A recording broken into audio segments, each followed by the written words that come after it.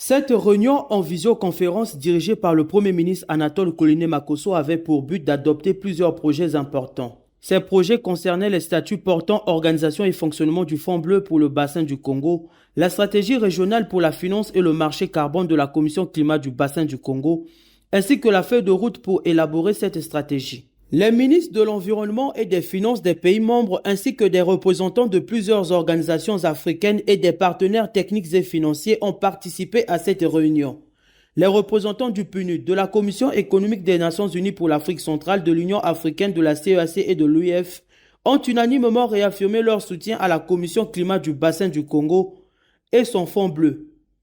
Ils ont souligné l'importance de mobiliser des ressources pour améliorer la résilience des populations et préserver les écosystèmes. Le Premier ministre Anatole Kouliné-Makosso a salué la collaboration entre les pays membres, le travail des experts et l'engagement d'Arlette Soudan-Nono, coordonnatrice technique de la Commission. Vu l'importance de cet outil pour la région, afin de mobiliser les ressources nécessaires pour le financement des programmes de développement durable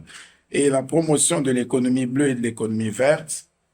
il vous appartiendra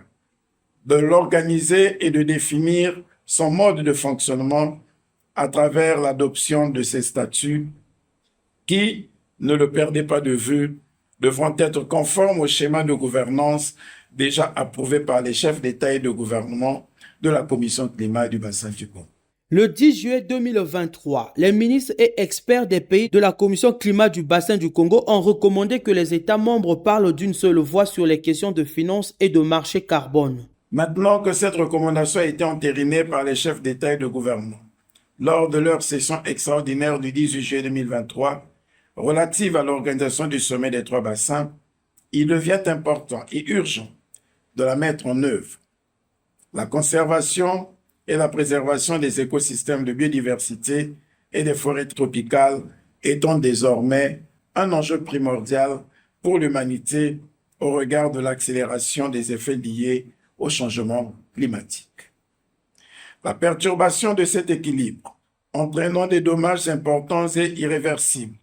l'on doit à cet effet agir dans l'immédiat et de façon résiliente afin de garantir l'équilibre de l'humanité. Grâce à ses ressources naturelles comme les forêts, tourbières, minerais stratégiques et son potentiel hydrologique, le bassin du Congo est essentiel pour la séquestration du carbone. La Commission climat du bassin du Congo appelle les États membres et partenaires à traiter la finance climatique comme une urgence pour obtenir les financements innovants indispensables.